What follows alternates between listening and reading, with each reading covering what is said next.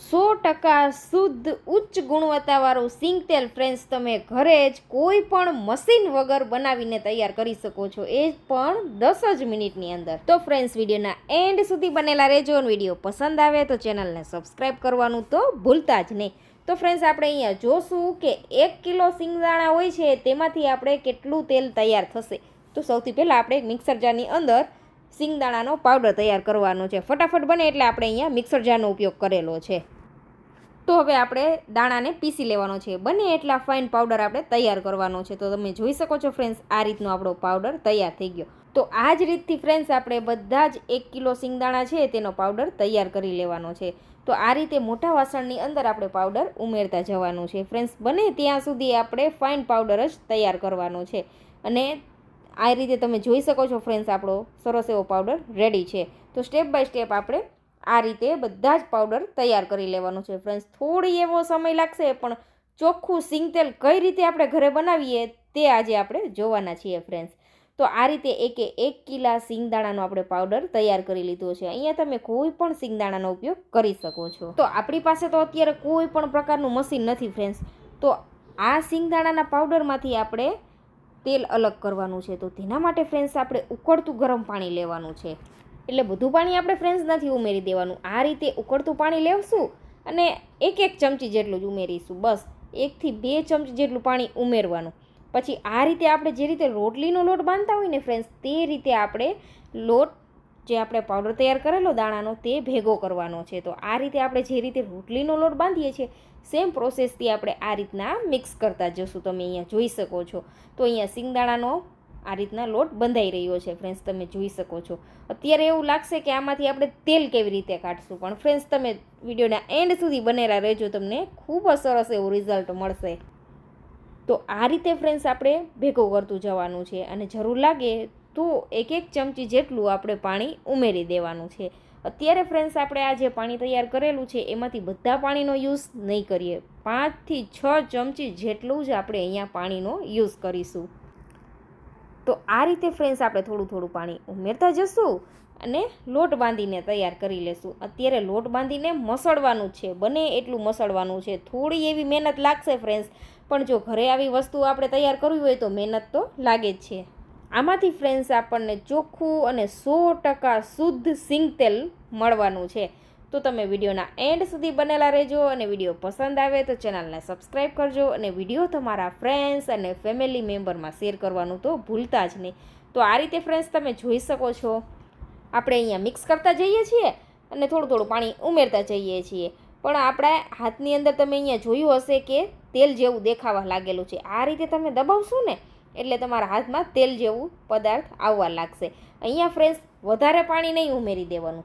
જો વધારે પાણી ઉમેરી દેશો ને તો તેલની જગ્યાએ આ સિંગદાણાની અંદરથી દૂધ રિલીઝ થશે. એટલે તે વાતનું ફ્રેન્ડ્સ ધ્યાન રાખવાનું છે. થોડું થોડું પાણી ઉમેરતા જવાનું અને મસળવાનું છે.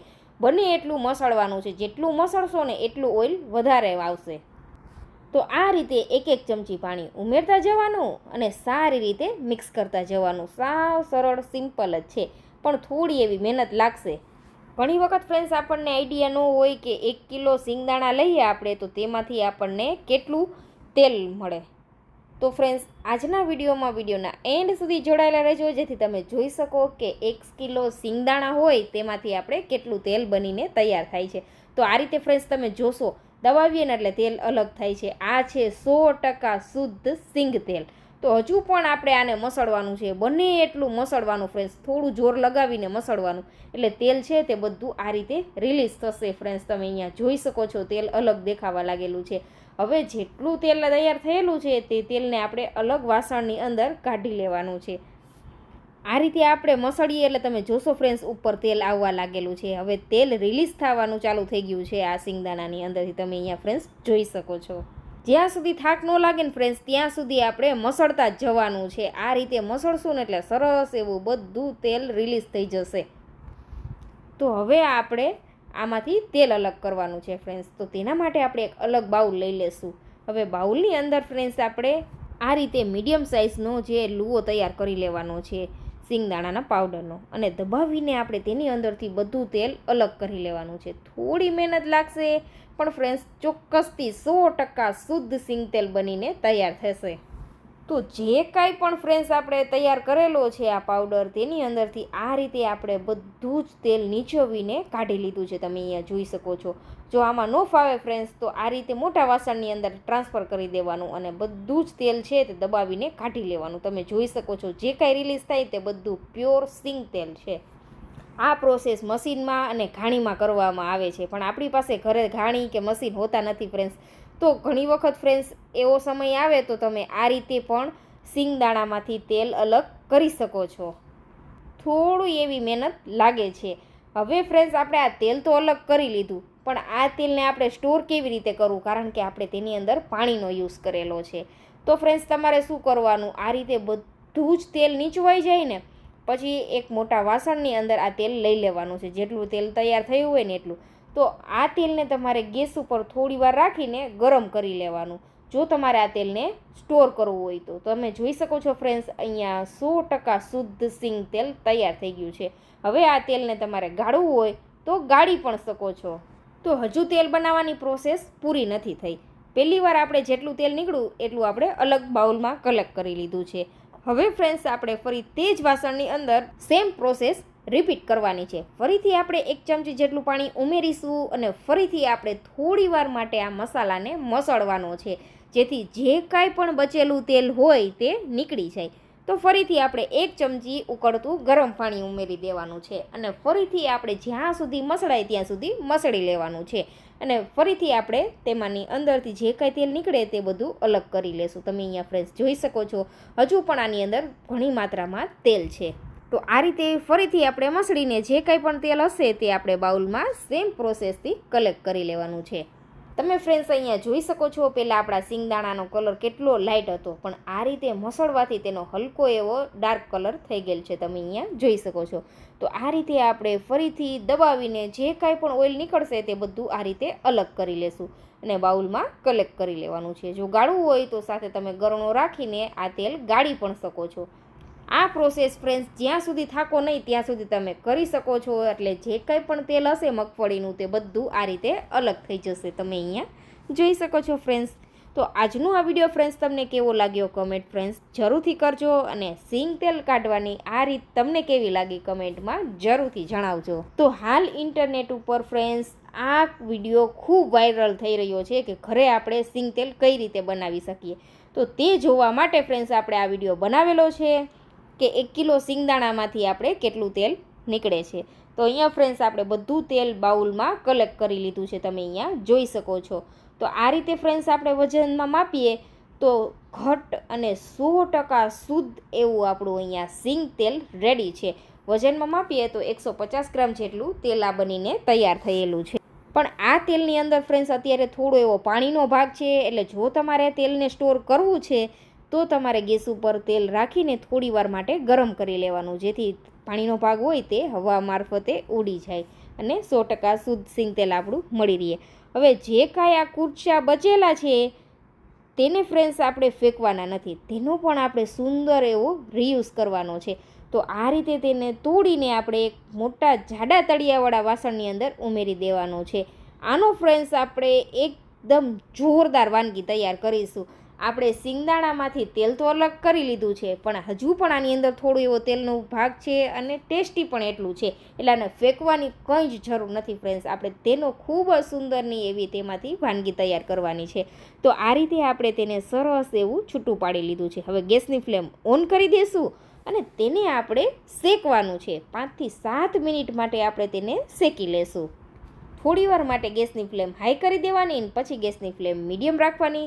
અને ફ્રેન્ડ્સ ધ્યાન રાખવાનું કે જાડા તળિયાવાળા જ વાસણનો યુઝ કરવાનો છે, જેથી આપણી વાનગી છે તે સુંદર એવી બનીને તૈયાર થાય ને તળિયે ચીપકે નહીં.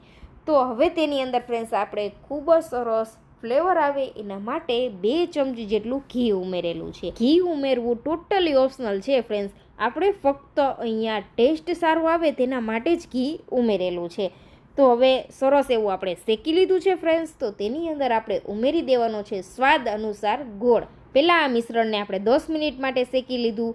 10 મિનિટ સારી રીતે શેકી લઈને પછી તેની અંદર આપણે ઉમેરી દઈશું ગોળ સ્વાદ અનુસાર અને ગોળને સારી રીતે આ મિશ્રણની અંદર મિક્સ કરી દેવાનો છે. જો આ રીતે તાવીથાની મદદથી ફ્રેન્ડ્સ તમને મિક્સ ન થઈ શકે ને તો તમારે શું કરવાનું, કોઈ પણ સરસ એવો ધારદાર ગ્લાસ લઈ લેવાનો, ગ્લાસની મદદથી બધી વસ્તુને મિક્સ કરી દેવાની. પણ આ રીતે તમે જોઈ શકો છો જેવો ગોળ મેલ્ટ થશે એટલે આ મિશ્રણ પણ સરસ એવું મિક્સ થઈ જશે. તમને ફ્રેન્ડ્સ થાબડી કે તલવટ ભાવતા હોય ને તો આ વાનગી તમને ખૂબ જ પસંદ આવવાની છે. માવો ઉમેર્યા વગર પણ માવા જેવો ટેસ્ટ આવશે આ વાનગીનો. એકવાર જરૂરથી ટ્રાય કરજો. તેલનું તેલ બની ગયું અને મીઠાઈની મીઠાઈ બની ગઈ. તો આ રીતે સરસ બધી વસ્તુ મિક્સ થઈ જાય ને પછી આપણે તેને કોઈ પણ એક પ્લેટની અંદર સેટ કરી દેવાનું છે. જો ફ્રેન્ડ્સ આપણે આની અંદર ઘી ઉમેરેલું હતું ને તેને લીધે આપણા મીઠાઈની અંદર શાઇનિંગ પણ ખૂબ જ સરસ આવેલી છે. હવે ઉપરથી ગાર્નિશિંગ માટે ફ્રેન્ડ્સ આપણે ઉમેરી દેવાનું છે ટોપરાનું છીણ. સિંગદાણા, ટોપરાનું છીણ અને ગોળનો ટેસ્ટ એકદમ યુનિક આવે છે ફ્રેન્ડ્સ, અને જરૂરથી ટ્રાય કરજો. તો આ રીતે સરસ એવું ફેલાવી દેશું અને જો તમને પસંદ હોય તો તમે ડ્રાયફ્રૂટ ઉમેરી શકો છો. પણ ડ્રાયફ્રૂટ ઉમેર્યા વગર પણ ફ્રેન્ડ્સ ખૂબ જ સરસ હેલ્ધી ટેસ્ટી એવી મીઠાઈ બનીને તૈયાર થાય છે. તો અહીંયા ફ્રેન્ડ્સ તમે જોઈ શકો છો સુંદર એવી મીઠાઈને આપણે સરસ સેટ કરી દીધી છે. અને આ મિશ્રણ ગરમ હોય ત્યારે જ આપણે તેમાં કટ લગાવી દેવાના છે. અને 10થી 15 મિનિટ માટે પંખા નીચે તમે ઠંડુ થવા માટે રાખી દેશો ને એટલે સરસ એવું આપણી મીઠાઈ સેટ થઈ જશે. આ મીઠાઈ તમે મહેમાનો આવ્યા હોય ને ત્યારે બનાવશો ને ફ્રેન્ડ્સ તો થાબડી બનાવેલી હોય ને એવો જ સરસ ટેસ્ટ આવે છે. એકવાર જરૂરથી ટ્રાય કરજો. અને સર્વ કરશો ને તો બધા તમને પૂછશે કે તમે આને કઈ રીતે બનાવેલી છે. એટલી સરસ ટેસ્ટી એવી લાગે છે. એકવાર જરૂરથી ટ્રાય કરજો. એવું લાગશે કે તમે માર્કેટથી મોંઘી મીઠાઈ ખરીદેલી છે ફ્રેન્ડ્સ. તો આજની આ રેસીપી તમને કેવી લાગી ફ્રેન્ડ્સ કમેન્ટ કરીને જરૂરથી જણાવજો. તો મળીશું નવા વિડીયોમાં, ત્યાં સુધી આવજો. Thank you for watching. અને ફ્રેન્ડ્સ ખાસ જણાવજો કે તમને આ તેલની ટ્રીક કેવી લાગી. અને આજની આ રેસીપી ફ્રેન્ડ્સ તમને થોડી પણ યુઝફુલ લાગી હોય તો પ્લીઝ ફ્રેન્ડ ચેનલને સબસ્ક્રાઈબ કરવાનું તો ભૂલતા જ નહીં. તો મળીશું નવા વિડીયોમાં, ત્યાં સુધી આવજો. Thank you for watching.